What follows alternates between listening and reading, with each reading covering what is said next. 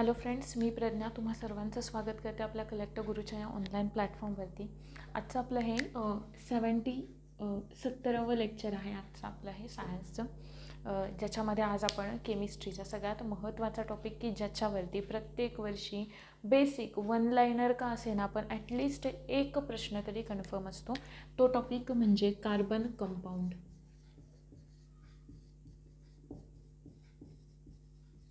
Carbon compound. तुम्हाला काही ठराविक असे टॉपिक मी आज सांगून देते की तुम्हाला ते जास्त फोकस करायचे, ठीक आहे. आपण एंडिंगला ते टॉपिक सांगूयात की बायोलॉजीचे असतील, फिजिक्सचे असतील किंवा केमिस्ट्रीचे असतील. त्या टॉपिकचा ॲटलिस्ट प्रयत्न करा की तो टॉपिक तुमचा व्यवस्थितपणे वाचून झाला पाहिजे. एकदा नाही पण तो बऱ्याचदा. आपण ते पुढे डिस्कस करूयाच, ठीक आहे. ते टॉपिक सांगताना मी तुम्हाला सांगेन. आपण डिस्कस करतोय आज कार्बन कंपाऊंड किंवा ज्यांनाच आपण मराठीमध्ये कार्बनी संयुगे असं म्हणतो. कार्बनी संयुगे. आता इकडे आपल्याला कार्बनचा सगळा अभ्यास करायचा आहे. त्याच्या आधी कार्बनचं बेसिक जे आहे ना ते आपण डिटेलमध्ये अभ्यासून घेऊयात. सगळ्यात पहिल्यांदा स्टार्ट करूयात कार्बन आणि कार्बनचा ॲटॉमिक नंबर. कार्बनचा ॲटॉमिक नंबर जो आहे ना, कार्बनचा ॲटॉमिक नंबर किती आहे? 6 आहे. आपल्या सगळ्यांना माहिती आहे, बरोबर आहे. आणि हे तर आता इथंपर्यंत 70 लेक्चर सायन्सचे झाल्यानंतर कार्बनचा ॲटॉमिक नंबर 6 आहे एवढं माहीत पाहिजे. कारण पिरियोडिक टेबल सांगितलं ना तेव्हाच तुमचे पहिले 20 एलिमेंट पाठच हवे, ठीक आहे. सगळीच्या सगळी आवर्त सारणी पाठ करण्याची नाही आहे गरज. गरज नाही आहे. होऊ पण शकते काही ट्रिक्सचा आपण यूज केला ना, जेव्हा आपण ते ग्रुप्समध्ये लिहितो ना सरळ लाईनमध्ये, तेव्हा त्या ग्रुप्सच्या ना एक ट्रिक्स आहेत प्रत्येकाच्या, ठीक आहे. पण आपल्याला त्याची गरजच नाही आहे लक्षात ठेवायची. मग तिकडे टाईम वेस्ट करण्यात अर्थच काही पॉईंट नाही आहे. सो पहिले 20 तर कन्फर्म पाठ हवेत, ठीक आहे. त्यातला एक कार्बन आहे ज्याचा ॲटॉमिक नंबर आहे 6 किंवा 6 एवढा आहे, बरोबर आहे. आपण जे काही अणूचं स्ट्रक्चर पाहिलं, ॲटमचं स्ट्रक्चर पाहिलं, ते स्ट्रक्चर आपल्याला सांगतं आपल्या सेंटरला काय आहे? न्यूक्लियस. न्यूक्लियसच्या बाहेरची जी कक्षा आहे तिला आपण म्हणतोय पहिली लेअर. कोणती आहे? के शेल, कवच पहिलं के. नंतरची जी दुसरी आहे म्हणजेच कार्बनची काय म्हणणार आपण? Outermost shell. कार्बनची आउटर मोस्ट शेल, बरोबर आहे. एल ही पहिल्यामध्ये 2 इलेक्ट्रॉन असणार आहेत आणि दुसऱ्यामध्ये किती असणार आहेत? 1 2 3 आणि 4 इलेक्ट्रॉन असणार आहेत. मग कार्बनला आपण त्याचं इलेक्ट्रॉनिक कॉन्फिगरेशन 2 आणि 4 असं लिहू शकतो का? येस, लिहू शकतो, ठीक आहे. 2 आणि 4 म्हणजेच इथे काय झालं? 4 हे काय आहेत? त्याच्या आउटर मोस्ट शेलमध्ये असलेले इलेक्ट्रॉन्स आहेत, ठीक आहे. इथंपर्यंत पहिला मुद्दा क्लिअर. दुसरा पॉईंट आहे ऑक्टेट रूल. आता ऑक्टेट रूल तर आपण शिकलेलो आहे, बरोबर आहे ना. ऑक्टेट रूल आपल्याला काय सांगतो? आठवण्याचा प्रयत्न करा. सगळ्यांना कन्फर्म माहिती आहे, नावामध्येच आहे. ऑक्टेट रूल म्हणजे काय? ऑक्टेट रूल आपल्याला हे सांगतो की एखादं इलिमेंट आहे किंवा एखादा अणू आहे. इलिमेंट नाही बरं का, ॲटम लक्षात ठेवा. कारण आपल्याला इव्हन वर्ड्समध्ये सुद्धा फसवण्याचा प्रयत्न केला जातो. त्यासाठी पेपरमध्ये त्या काय सांगत होते, एखादा अणू आहे किंवा ॲटम आहे, कोणताही असेल ॲटम, तो काय करतो ना, त्याच्या जवळच्या इलेक्ट्रॉन्सचं किंवा जवळच्या नोबेल गॅसचं इलेक्ट्रॉनिक कॉन्फिगरेशन अटेंड करण्याचा प्रयत्न करतो आहे, बरोबर. ऑक्टेट रूल काय सांगतो की कोणताही ॲटम असेल, ठीक आहे, तर तो काय करतो? त्याच्या जवळच्या गॅसचं किंवा त्याच्या जवळच्या नोबेल गॅसचं, ज्यांना आपण राजवायू म्हणून ओळखतो, त्या Nobel गॅसेसचं electronic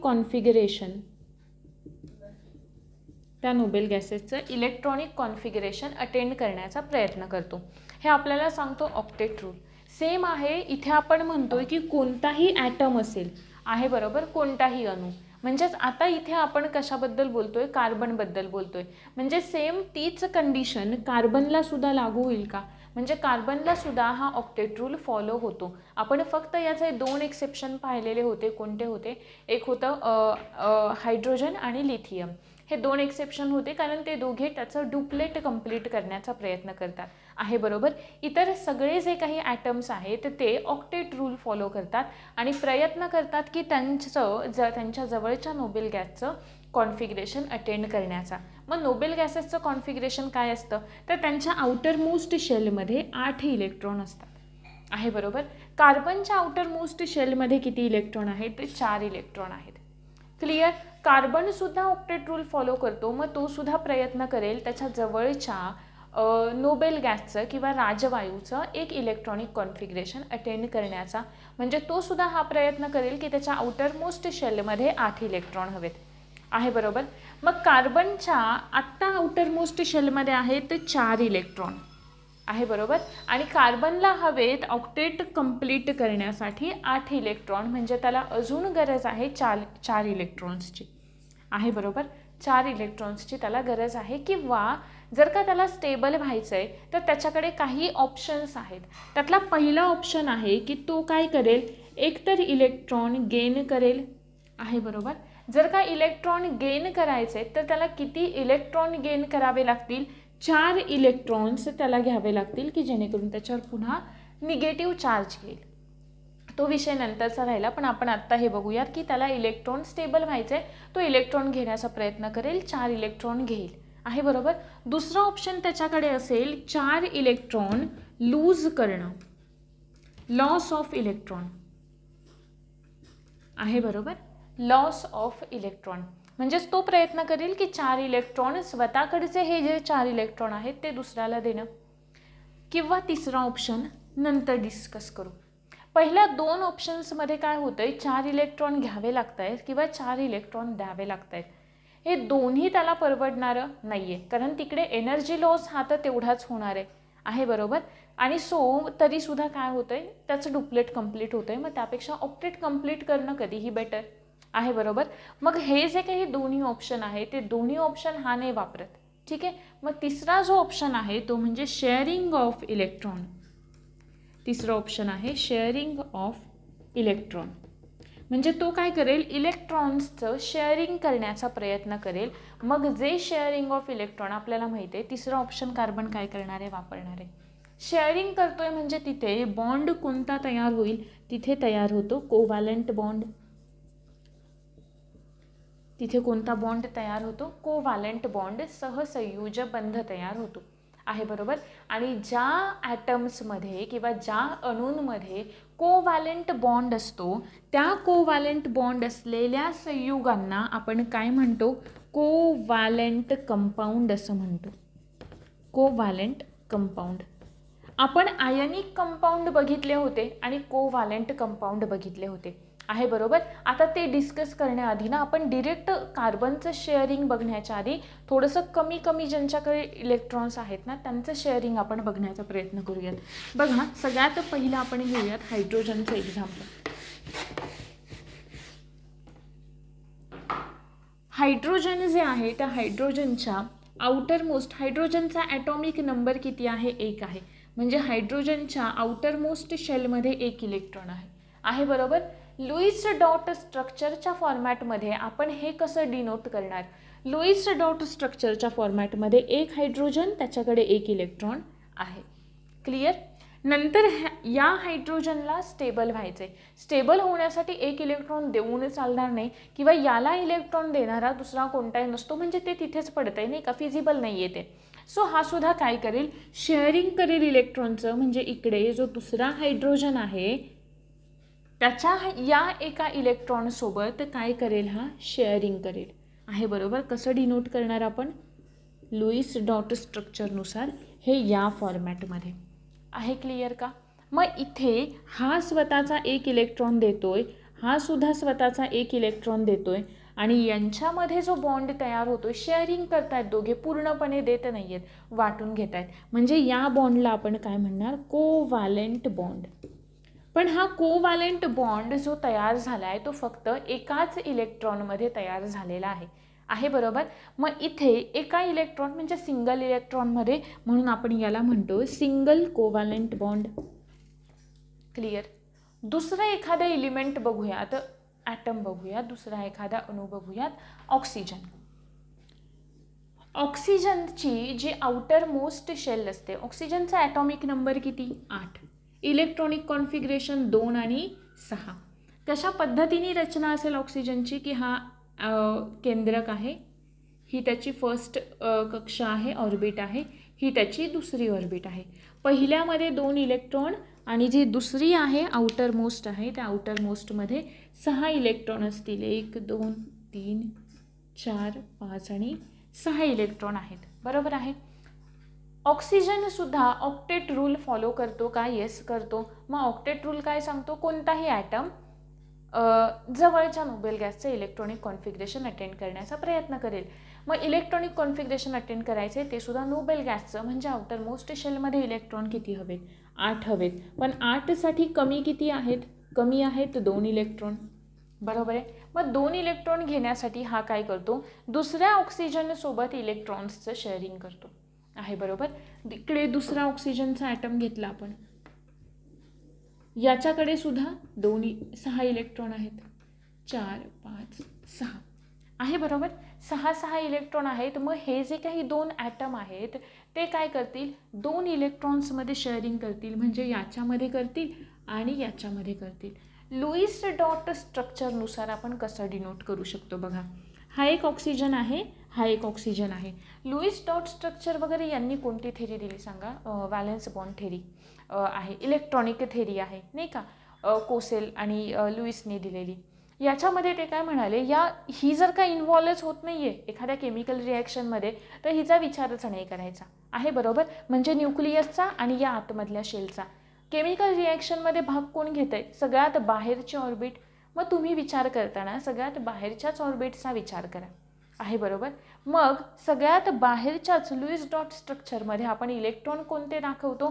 outer most शेलमध्ये असलेलेच electron दाखवतो. कशा पद्धतीने दाखवणार बघा. किती आहेत ऑक्सिजनकडे? 6. म्हणजे इथे 2, इथे 2 आणि इकडे 2 इलेक्ट्रॉन. याच्याकडे सुद्धा 2 इलेक्ट्रॉन, इकडे 2 आणि इकडे 2, म्हणजे 6 इलेक्ट्रॉन झाले का? 2 2 4 2 6. इकडे सुद्धा 2 2 4 2 6 आहे. बरोबर.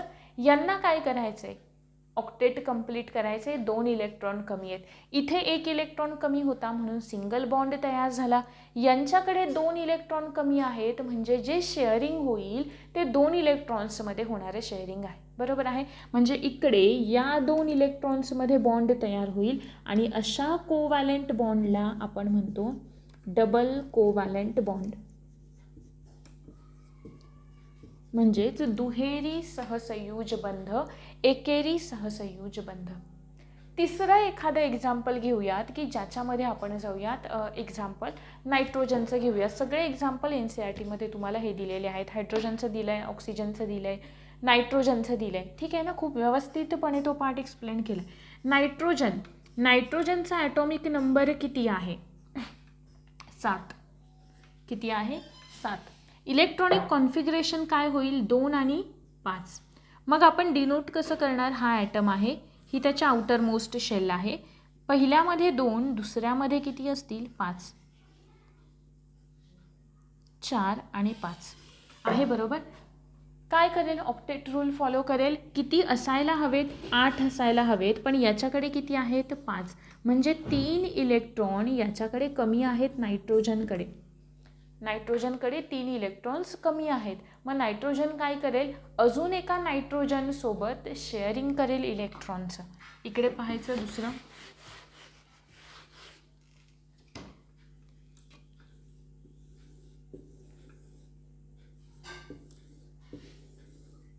एक 2 3 4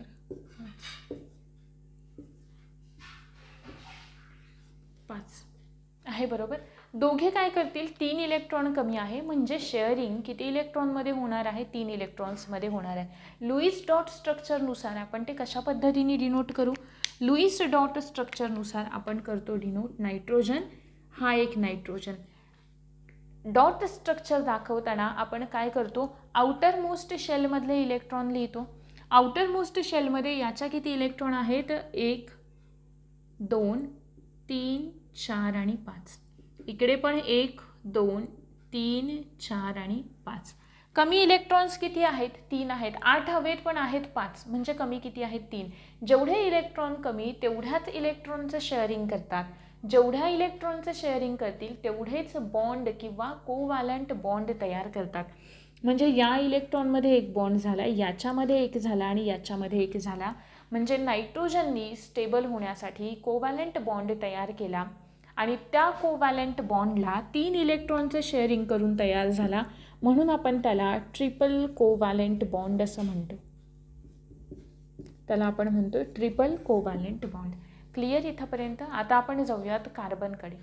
कार्बनच्या बाबतीत काय होतं बघा, कार्बन हा एक असं इलिमेंट आहे की जे 4 इलेक्ट्रॉन्स, त्याची किती आहे, 4 आहे संयोजन. आउटर मोस्ट शेलमध्ये 4 आहेत. 4 देणंसुद्धा पॉसिबल नाही आणि घेणंसुद्धा पॉसिबल नाही. काय करणार आहे, इलेक्ट्रॉनचं शेअरिंग करणार आहे, म्हणजेच 4 इलेक्ट्रॉनचं शेअरिंग होतं कार्बनच्या ॲटममध्ये. आहे बरोबर. मग कार्बन ते जास्त करून कार्बन कोणासोबत रिॲक्ट होण्याचा प्रयत्न करतं, एकतर कार्बनसोबतच, दुसऱ्या कार्बनसोबत किंवा हायड्रोजनसोबत. मॅक्झिमम टाईम कार्बन ट्राय करतं की एकतर दुसऱ्या कार्बनसोबत रिॲक्ट होईल किंवा शेअरिंग करेल, किंवा हायड्रोजनसोबत काय होईल, शेअरिंग करेल. क्लिअर इथंपर्यंत की कार्बन फक्त ट्राय करतं की एकतर एखाद्या नाही, सगळ्यांसोबत होऊ शकतं, जसं की इतर क्लोरीन आहे, ब्रोमीन आहे, किंवा इतर काही ग्रुप्स असतात जे आपण वर्सटाईल नेचर ऑफ कार्बनमध्ये अभ्यासणार आहोत की कार्बन कशा पद्धतीने वेगवेगळ्या इलिमेंट्ससोबत रिॲक्ट होतं किंवा बॉन्ड तयार करतं हे. पण जास्तीत जास्त प्रयत्न करतं कार्बन की तो कार्बनसोबतच रिॲक्ट होईल किंवा बॉन्ड तयार करेल किंवा हायड्रोजनसोबत तयार करेल. आहे इथंपर्यंत क्लिअर? आता नंतरचा मुद्दा आहे की इकडे सगळे काय तयार करतायत, कोवॅलेंट बॉन्ड तयार करतायत. सॉरी, कोवॅलेंट बॉन्ड तयार करतायत, म्हणजेच तयार होणारे जे कंपाऊंड असतील, बॉन्ड कोणता आहे यांच्या सगळ्यामध्ये, कोवॅलेंट बॉन्ड आहे, सहसंयुज बंध आहे. मग सहसंयुज बंधाने तयार झालेली जी काही संयुग असतील, जे कंपाऊंड असतील, त्या कंपाऊंड्सना आपण म्हणतो कोवॅलेंट कंपाऊंड. त्यांना आपण काय म्हणतो, कोवॅलेंट कंपाऊंड. आता कोवॅलेंट कंपाऊंड आणि आयोनिक कंपाऊंडमध्ये सगळ्यात महत्त्वाचे डिफरन्स आपल्याला माहीत असणं गरजेचं आहे. 10वीपर्यंतचा असा एकही पॉईंट आपला सुटला नाही पाहिजे, जेव्हा मी तुम्हाला आता लास्टला टॉपिक सांगेन त्या टॉपिकमधला तरी. ठीक आहे, बघा आपण आयोनिक कंपाऊंड पाहिले आधीच्या लेक्चरमध्ये. आयोनिक बॉन्ड आणि कोवॅलेंट बॉन्ड, केमिकल रिॲक्शन आठवा, केमिकल बॉन्डिंग आठवा. तिकडे सगळीकडे आपण आयोनिक कंपाऊंड कसे तयार होत आहेत, कोवॅलेंट कंपाऊंड कसे तयार होतात, बॉन्ड कसे तयार होतात हे पाहिलं. आता आपण बघूयात की आयोनिक संयुगे म्हणजे आयोनिक कंपाऊंड आणि कोवॅलेंट कंपाऊंड, सहसंयुज संयुगे, कंपाऊंड म्हणजे संयुगे, यांच्यामध्ये डिफरन्स काय आहे दोघांमध्ये. सगळ्यात महत्त्वाचा मुद्दा, जे कोवॅलेंट कंपाऊंड असतात ना, स्पेसिफिकली आपण जेव्हा कार्बनच्या बद्दल बोलतोय तेव्हा यांच्यामध्ये असलेला जो बॉन्ड असतो तो स्ट्रॉंग बॉन्ड असतो. कसा असतो, कोवॅलेंट बॉन्ड असतो तो स्ट्रॉंग बॉन्ड असतो. थोडक्यात शब्दांवाचून जाऊयात आपण. पहिलं आहे आयोनिक कंपाऊंड.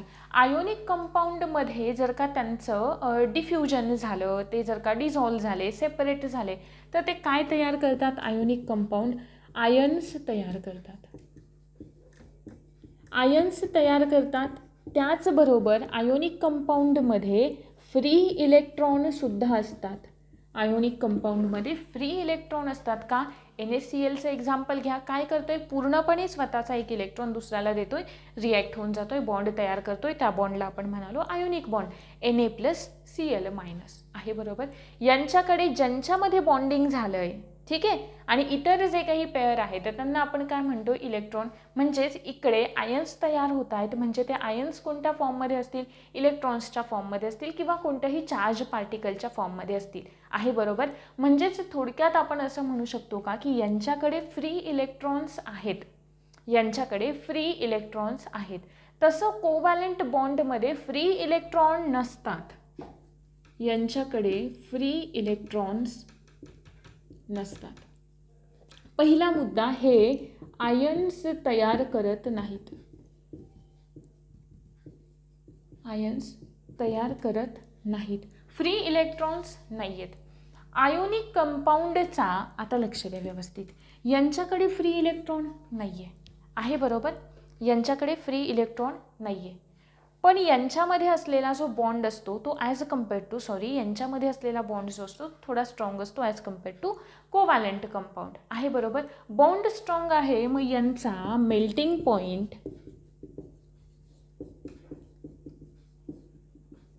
आणि बॉइलिंग पॉईंट जो आहे, melting point and boiling point is high. कोणाचा? आयोनिक कंपाऊंडचा. आयोनिक कंपाऊंडमध्ये असलेला मेल्टिंग पॉईंट आणि बॉइलिंग पॉईंट कसा असतो? हाय असतो, जास्त असतो. कोव्हॅलेंट कंपाऊंडचा मेल्टिंग पॉईंट लो असतो, low melting point and boiling point आहे. इथपर्यंत क्लिअर? हे झाले पहिला डिफरन्स. याच्याच आधारावरती ना आपण अजून एक डिफरन्स याच्यामध्ये सांगू शकतो. मला सांगा, याच्याकडे फ्री इलेक्ट्रॉन्स आहेत, फ्री इलेक्ट्रॉन्स आहेत मग जी इलेक्ट्रिसिटी आहे बरोबर, किंवा विद्युतधारा, इलेक्ट्रिसिटी, करंट कॅरी कोण करून नेतं? इलेक्ट्रॉन्स करून नेतात. एखाद्या कोणत्याही एलिमेंटमध्ये किंवा एखाद्या कोणत्याही कंपाऊंडमध्ये करंट पास करण्याचं काम कोण करतात? फ्री इलेक्ट्रॉन्स करतात. आयोनिक कंपाऊंडकडे फ्री इलेक्ट्रॉन आहेत, म्हणजे हे काय आहेत? Good conductor of electricity, good conductor of electricity. इकडे फ्री इलेक्ट्रॉन आहेत का? नाही आहेत. म्हणजे हे इलेक्ट्रिसिटी कंडक्ट करू शकतात का?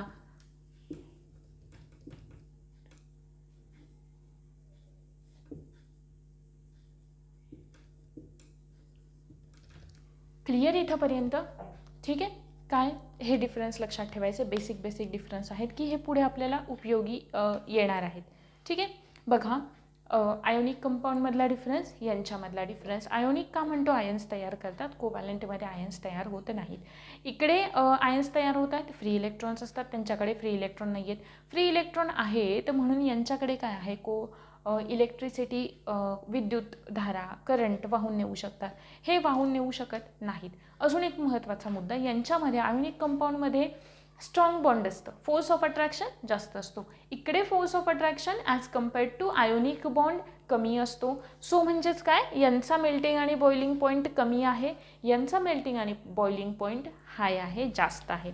नंतरचा सगळ्यात महत्त्वाचा मुद्दा आपल्याला पाहायचा आहे कार्बनचे ॲलोट्रॉप्स, किंवा त्याच्या आधी कार्बन हायड्रोजनसोबत कशा पद्धतीने रिॲक्ट होतो ते पण एकदा बघून घेऊयात आपण.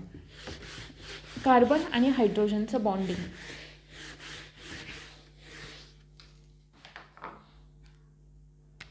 एक एक्झाम्पल घेऊयात आपण. कार्बनची व्हॅलेन्सी किती आहे? व्हॅलेन्सी म्हणजे काय? कार्बनची व्हॅलेन्सी किती आहे? कार्बनची व्हॅलेन्सी आहे 4.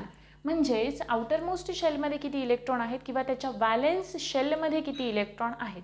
ठीक आहे. किंवा स्टेबल होण्यासाठी तो किती इलेक्ट्रॉन गेन करतोय, किंवा किती इलेक्ट्रॉन गमावतोय, किती इलेक्ट्रॉन स्वीकारतोय किंवा किती इलेक्ट्रॉन गमावतोय. नंतर बघा, कार्बनची व्हॅलेन्सी आहे 4, बरोबर आहे. म्हणजे कार्बनच्या आपण इकडे 1 इलेक्ट्रॉन, इकडे 1, इकडे 1 आणि इकडे 1, बरोबर आहे. कार्बन जास्त प्रयत्न कोणासोबत करतो रिॲक्ट होण्याचा? इधर हायड्रोजन किंवा कार्बन. मग आपण इथे हायड्रोजनचं, मिथेनचं एक्झाम्पल घेऊया. इकडे पण हायड्रोजन. किती हायड्रोजन लागतील? 4 हायड्रोजन लागतील ना, कारण हायड्रोजनकडे एकच इलेक्ट्रॉन आहे. मग हा झाला हायड्रोजनचा इलेक्ट्रॉन, हा झाला हायड्रोजनचा, हा पण झाला हायड्रोजनचा आणि हा सुद्धा झाला हायड्रोजनचा. बघा शेअरिंग कशा पद्धतीने होतं. हायड्रोजन काय करेल? हे इलेक्ट्रॉन शेअर करण्याचा अशा पद्धतीने स्वतः स्टेबल होईल, डुप्लेट कंप्लीट करून. हायड्रोजननी तर स्टॅबिलिटी मिळवली, बरोबर आहे. कार्बन काय करतो? कार्बन हा स्वतःचा पण घेतोय आणि त्याचा पण घेतोय. ही कार्बननी मिळवलेली स्टॅबिलिटी झाली, ही कार्बननी मिळवलेली स्टॅबिलिटी झाली आहे, बरोबर. म्हणजे कार्बनला सुद्धा 8 इलेक्ट्रॉन झाले, 1 2 3 4 5 6 7 8 आहे, बरोबर. आणि प्रत्येक हायड्रोजनला स्वतःचे 2 2 इलेक्ट्रॉन झाले. म्हणजे दोघे सुद्धा काय झाले? स्टेबल झाले. आणि दोघांनी मिळून CH4 हे कंपाऊंड, हे संयुग ज्याला आपण मिथेन म्हणून ओळखतो, ते कंपाऊंड तयार केलं. कळालं कशा पद्धतीने शेअरिंग होतंय ते. किंवा इन शॉर्ट आपण जर का दुसरं एक्झाम्पल घेतलं, दुसरं एखादं एक्झाम्पल घेतलं, आपण CO2चं एक्झाम्पल घेऊयात. CO2 असं लिहितो आपण. O2 हे बॉन्ड आहेत, म्हणजे जे सेंट्रल ॲटम कोणता असणार आहे? कार्बन.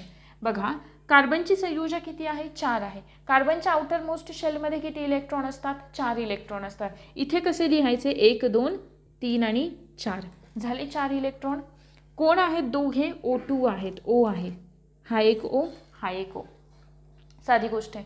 ऑक्सिजनची संयोजक किती येते कार्बनची तर 4 झाली, ऑक्सिजनची किती येते ऑक्सिजनचा ॲटॉमिक नंबर 8 म्हणजे इलेक्ट्रॉनिक कॉन्फिगरेशन 2 आणि 6 म्हणजे ऑक्सिजनच्या आउटर मोस्ट शेलमध्ये किती इलेक्ट्रॉन आहेत 6 इलेक्ट्रॉन आहेत. कसे लिहिणार 1 2 3 4 5 आणि 6 1 2 3 4 5 आणि 6 आहे बरोबर.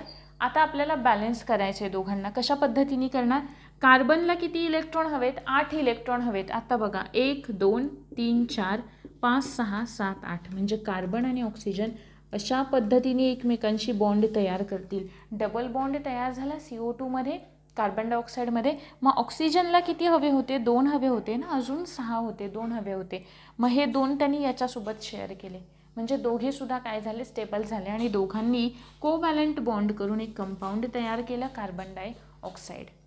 आहे क्लिअर इथंपर्यंत. अशाच पद्धतीने वेगवेगळ्या ॲटम्सशी कार्बन काय करेल शेअरिंग करेल आणि काय करेल कोव्हॅलंट बॉन्ड तयार करून कोव्हॅलंट कंपाऊंड तयार करण्याचा प्रयत्न करेल. आहे बरोबर. नंतरचा मुद्दा आहे ॲलोट्रॉप्स of carbon.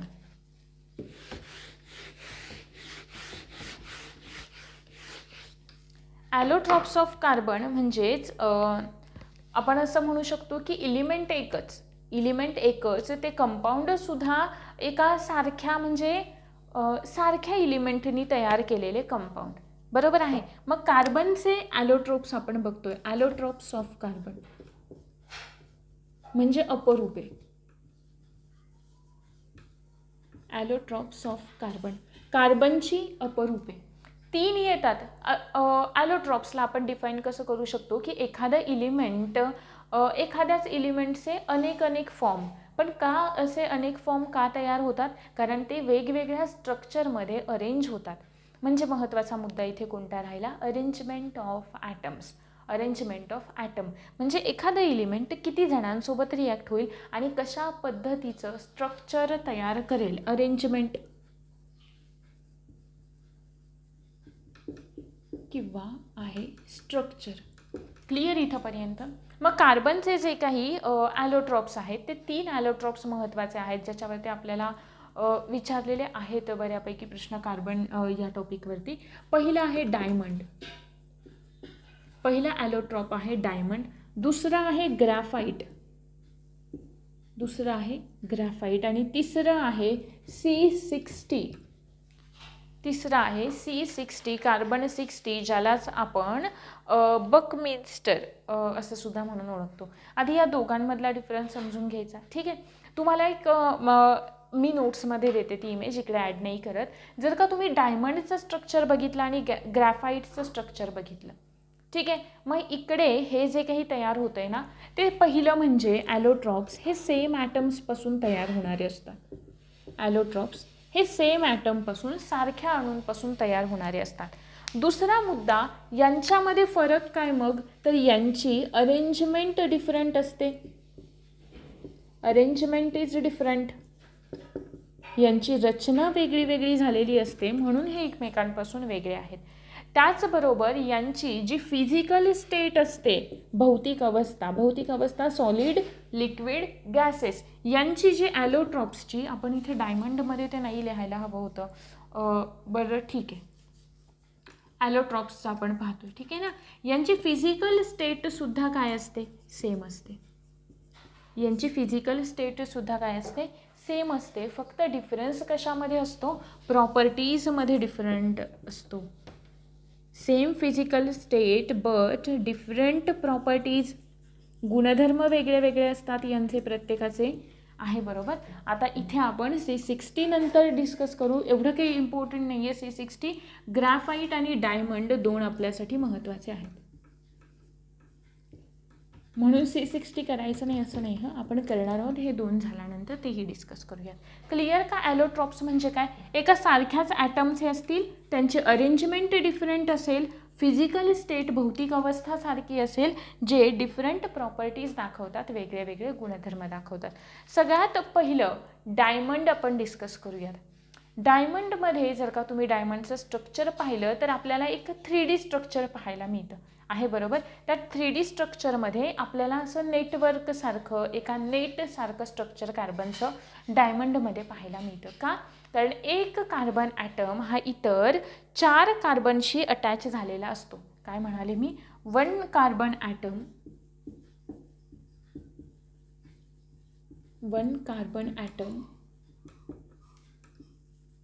is attached with other 4 carbon atoms. 4 carbon atoms. ठीक आहे. नंतरचा मुद्दा, हे स्ट्रक्चर आपल्याला कसं दिसतं? एक 3D स्ट्रक्चर असतं, एक 3D स्ट्रक्चर असतं, नेट लाईक स्ट्रक्चर दिसतं आहे, बरोबर. इथंपर्यंत. अजून एक महत्त्वाचा मुद्दा, कार्बनच्या ॲलोट्रॉप्समध्ये किंवा सगळ्यात हार्डेस्ट सॉलिड जर का कोणतं असेल तर ते कोणतं आहे? डायमंड आहे. म्हणून डायमंडला आपण म्हणतो हार्डेस्ट सॉलिड. हार्डेस्ट सॉलिड का? कारण कार्बन 4 बॉन्ड तयार करतं.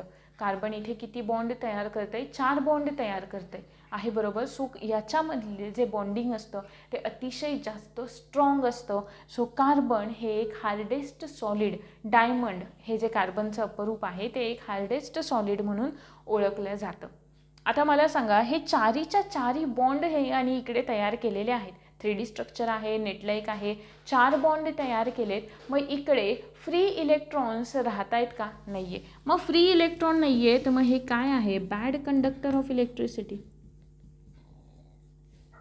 Bad conductor of electricity. Bad conductor of electricity. Clear? कारण इकडे फ्री इलेक्ट्रॉन्स शिल्लक नाही आहेत. पुढचा मुद्दा, कार्बन इकडे ग्रॅफाईटचं काहीसं स्ट्रक्चर बघा असं असतं. तुम्हाला मी ते इमेजमध्ये दाखवेन नंतर. NCERTमध्ये फार छान त्याच्या एक हे दिलेले आहेत. असा एक ब्लॉकच दिला आहे, हायलाईट करून तो एंटायर ब्लॉक दिला आहे ॲलोट्रॉप्सशी रिलेटेड. ठीक आहे. ग्रॅफाईट. ग्रॅफाईटमध्ये काय दिसतंय तुम्हाला? इकडे एक कार्बन ॲटम 4 कार्बनसोबत अटॅच होत होता. ग्रॅफाईटमध्ये काय दिसतंय? एक कार्बन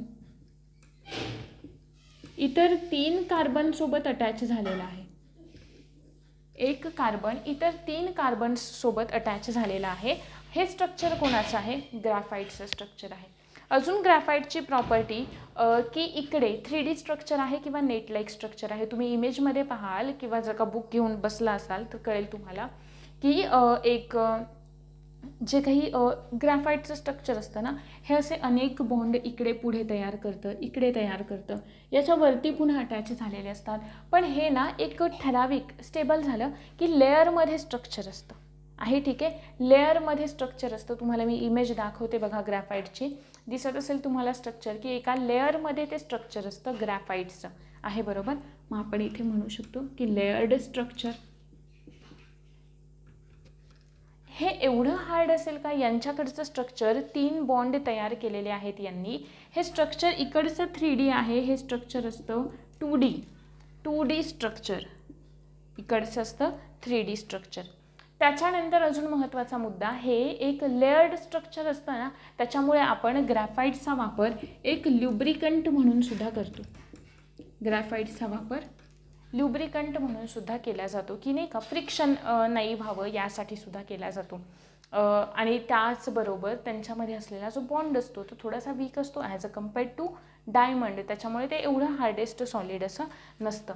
अजून काय? फाईट कंडक्ट करू शकतं का इलेक्ट्रिसिटी? ते कॅन कंडक्ट इलेक्ट्रिसिटी. करू शकतं. Conduct electricity. नंतरचा मुद्दा आहे एक ग्रॅफाईटला आपण मेटल नॉन मेटलमध्ये आपण एक्झाम्पल्स पाहताना मेटल्स कसे असतात? सॉलिड असतात किंवा हार्डेस्ट असतात, हार्डनेस असतात. आपण तिकडे एक्सेप्शन पाहिलं होतं ग्रॅफाईटचं. का? कारण ग्रॅफाईट ना सॉफ्ट सॉलिड म्हणून सुद्धा ओळखतो आपण ग्रॅफाईटला. ग्रॅफाईटला आपण सॉफ्ट सॉलिड म्हणून सुद्धा ओळखतो. त्याच्यानंतर आहे बकमिन्स्टर फुलरेन्स. हे जे स्ट्रक्चर आहे किंवा ज्याला आपण C60 असं म्हणतो, ते एक फुटबॉलसारखं स्ट्रक्चर असतं आहे क्लिअर इथंपर्यंत? त्याच्यामध्ये तुम्हाला मी ते नोट्समध्ये मेन्शन करून देते, एवढं काही त्याच्याबद्दल एक्सप्लेन करण्यासारखं नाही आहे. इमेजमध्ये तुम्हाला दिसतंय हे अशा पद्धतीचं काहीसं स्ट्रक्चर असतं कोणाचं, C60चं, ठीक आहे, बकमिन्स्टरचं. नंतर आहे versatile nature of carbon. Versatile nature of कार्बनमध्ये आपल्याला माहिती आहे की कार्बनची संयुज आहे 4, सगळं कार्बनशी रिलेटेड असणार आहे हां. पण कार्बन बॉन्ड कोणासोबत तयार करतो? Versatile nature. वर्सटाईल म्हणजे भरपूर साऱ्या नाही का अनेकांसोबत बॉन्ड तयार करू शकतो. कोणतेही इतर इलिमेंट असेल, जसं की क्लोरीन आहे, ब्रोमीन आहे, आयोडीन आहे, हायड्रोजन आहे किंवा कार्बन आहे, इतर कोणतेही आहे, कोणासोबतही तयार करू शकतं. कार्बनचे असे अनेक या बॉन्ड तयार करण्याच्या प्रॉपर्टीमुळे, कोणासोबतही रिॲक्ट होण्याच्या प्रॉपर्टीमुळे कार्बनचे लाखो असे कंपाऊंड तयार झालेले आहेत. म्हणून कार्बन कंपाऊंड हा एक वेगळा टॉपिक म्हणून अभ्यासतो. का? कारण जर काय कार्बनचं स्ट्रक्चर पाहिलं तर काही बाबतींमध्ये जर का कार्बन कोणासोबत रिॲक्ट होतोय ना, तर ते एका स्ट्रेट लाईनमध्ये सुद्धा रिॲक्ट होऊ शकतं. बघा, एका स्ट्रेट चेनमध्ये रिॲक्ट होऊ शकतं. पहिलं झालं. दुसरं ना, या स्ट्रेट चेनमध्ये एखादी ब्रांच सुद्धा असू शकते कार्बनला, आहे बरोबर. कधी कधी म्हणजे पहिलं झालं स्ट्रेट लाईन, दुसरं झालं ब्रांच, तिसरं सायक्लिक. तिसरं कसं असतं? सायक्लिक. इन डिटेल डिस्कस करणार आहे आपण हे पुढे. म्हणजे फॉर एक्झाम्पल जर का आपण बेन्झिनचं स्ट्रक्चर पाहिलं ना, हे वाला, ठीक आहे, हे वालं स्ट्रक्चर, ठीक आहे, तर तिकडे आपल्याला एक सायक्लिक असं स्ट्रक्चर दिसतं. मग याच्यामध्ये अजून याला जर का इतर कोणता ग्रुप येऊन अटॅच झाला, OH ग्रुप अटॅच येऊन झाला, तर मग याला आपण अल्कोहोल्स म्हणतो, आहे बरोबर. इतर कोणता ग्रुप येऊन अटॅच झाला तर मग त्या ग्रुप वाईज आपण त्यांना नेमिंग करतो. ते आपण IUPAC नॉमेनक्लेचरमध्ये पण डिस्कस करू, पण आत्तापर्यंत आपल्याला त्याच्यावरती प्रश्न विचारलेले नाही आहेत. सो फक्त आपण ते एका चार्टच्या फॉर्मॅटमध्ये समजून घेण्याचा प्रयत्न करणार आहोत, ठीक आहे. हे अशा पद्धतीने, म्हणजेच फॉर एक्झाम्पल की इकडे याला ब्रांचेस झाल्या, पुन्हा इकडे यांनी कोणाशी डबल बॉन्ड केला, परत समजा इकडे यांनी कोणाशी ट्रिपल बॉन्ड केला, आहे बरोबर, तर ते काय होणार आहे? कंपाऊंड चेंज होणार आहे. याच्यामुळे कार्बनचे अनेक जास्त असे कंपाऊंड्स आहेत, संयुगे आहेत. म्हणूनच आपण कार्बनचं एक वर्सटाईल नेचर अभ्यासण्याचा प्रयत्न करतो आणि यालाच आपण काय म्हणतो? अनेकांसोबत बॉन्ड तयार करणं, अनेक असे कंपाऊंड तयार करणं, हेच आहे कार्बनचं वर्सटाईल नेचर, की जे इतर कोणत्या इलिमेंटसोबत आहे का? वर्सटाईल नेचर ते इतर कोणत्या इलिमेंटसोबत असू शकतं का? एवढे कंपाऊंड, लाखोनी कंपाऊंड इतर कोणतं एलिमेंट तयार करू शकतं का, किंवा इतर कोणता ॲटम तयार करू शकतो का? नाही. पण एक आहे, कोण? सिलिकॉन. एक कोण आहे? सिलिकॉन हे एक एलिमेंट आहे की जे जवळजवळ जनरली एवढे पण नाही, पण 7 ते 8 असे कंपाऊंड तयार करू शकतं सिलिकॉन, आहे बरोबर. पण अजून एक महत्त्वाचा मुद्दा, कार्बन जे आहे ना, ते कार्बन हायली रिॲक्टिव्ह नसतं. सिलिकॉन जे आहे ते सिलिकॉन हायली रिॲक्टिव्ह असतं, खूप जास्त रिॲक्टिव्ह असतं सिलिकॉन. आणि याची सिलिकॉनची रिॲक्टिव्हिटी जास्त असल्यामुळे हे जास्त कंपाऊंडसुद्धा नाही का, म्हणजे ते स्टेबल नाही राहू शकत त्या कंपाऊंडवरती, ठीक आहे. जसं की कार्बन राहू शकतं, आणि कार्बन अनेक असे कंपाऊंड, हे काही 7-8 असे फक्त एलिमेंट आहेत किंवा 7-8 असे कंपाऊंड तयार करू शकतं सिलिकॉन. एक लक्षात ठेवायचं, कार्बन अनेक करू शकतं, पण सिलिकॉन एक आहे की ते थोड्या काही प्रमाणामध्ये करू शकतं. हे जे होतं ते होतं आपलं 70 नंबरचं लेक्चर, ज्याच्यामध्ये आपण कार्बन कंपाऊंड हा टॉपिक डिस्कस केला. याच्या पुढचं जे काही लेक्चर असेल ना, तिकडे आपण कार्बनचं नॉमेनक्लेचर कसं होतो, किंवा जे काही जनरल फॉर्म्युले आहेत, सॅच्युरेटेड, अनसॅच्युरेटेड कार्बन काय आहेत, हे सगळं आपण तिकडे डिटेलमध्ये अभ्यासणार आहोत. काही रिॲक्शन्स आपल्याला पाहायचे आहेत कार्बनच्या केमिकल प्रॉपर्टीजमध्ये, आणि ते सगळं आपण येणाऱ्या पुढच्या लेक्चरमध्ये डिस्कस करणार आहोत.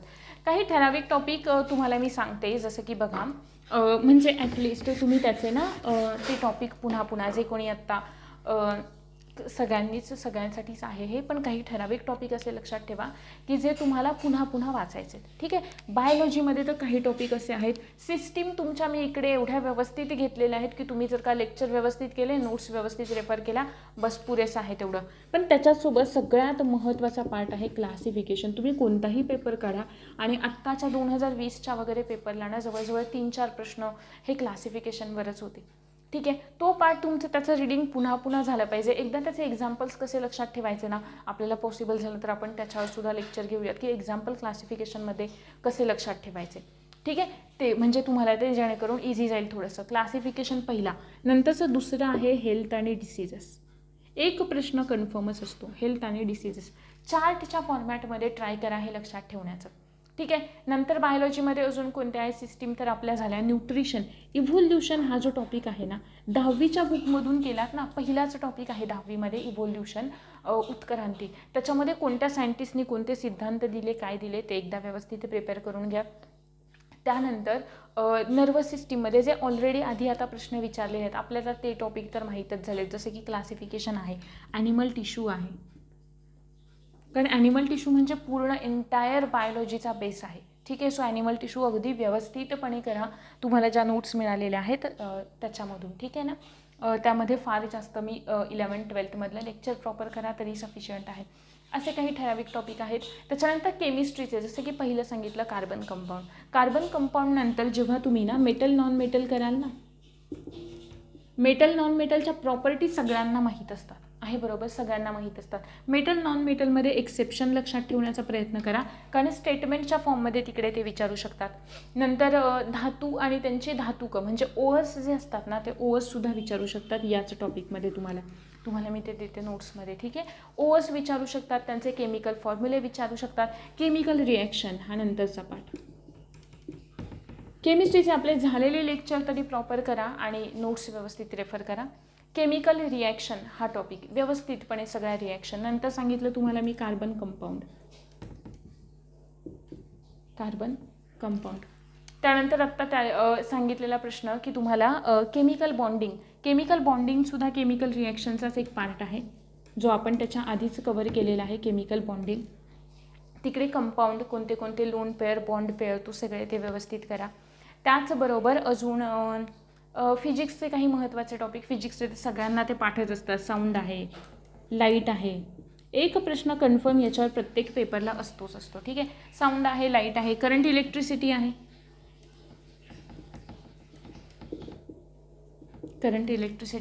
हे 3 अतिशय महत्त्वाचे टॉपिक आहेत.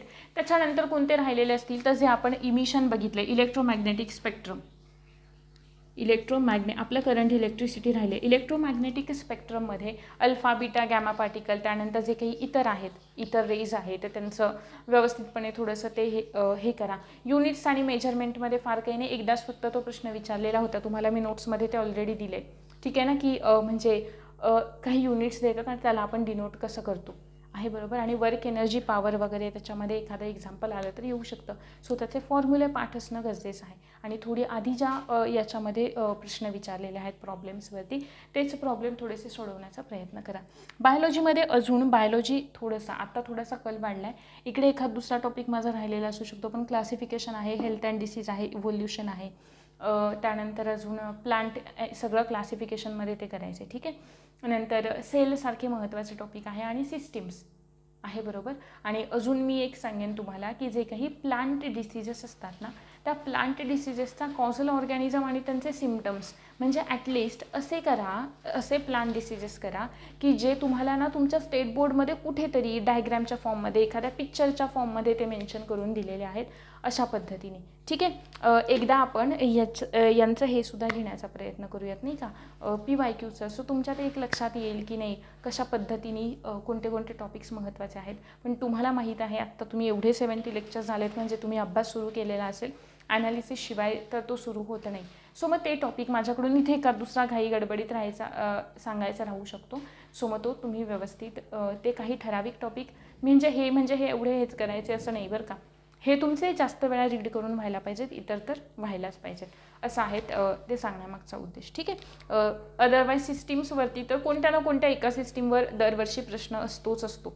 ठीक आहे, तुम्हाला मी प्रत्येक लेक्चरला त्यांचे एक्झाम्पल सांगितलेले आहेत की कोणत्या सिस्टीमवर कशा पद्धतीने प्रश्न विचारला आहे. ग्लँड्स, ग्रंथी वगैरे जो टॉपिक आहे, ठीक आहे, न्यूट्रिशनमध्ये ते सगळं येतं, बरं का. ग्लँड्स वगैरे सगळं अतिशय जास्त महत्त्वाचा टॉपिक आहे ग्लँड्स हा. एक प्रश्न कन्फर्म असतो याच्यावरती. सो हे टॉपिक व्यवस्थितपणे प्रिपेअर करा, पुन्हा ते रीड करा, त्याच्यावरचे क्वेश्चन्स सॉल्व करा, आधी आणि आयोगाचे जास्त रिपीट करा, प्रश्न सोडवण्याचा पुन्हा प्रयत्न करा इतर क्वेश्चन बँकपेक्षा, कारण त्यांचा पॅटर्न आणि आयोगाच्या क्वेश्चन्सचा पॅटर्न फार जास्त डिफरन्स असतो. ठीक आहे. आपण हे घेऊया PYQचं डिस्कशन ना, तेव्हा तुम्हाला एक ती आयडिया येऊन जाईल, एक प्रॉपर डिरेक्शन आपल्याला मिळते नाही का.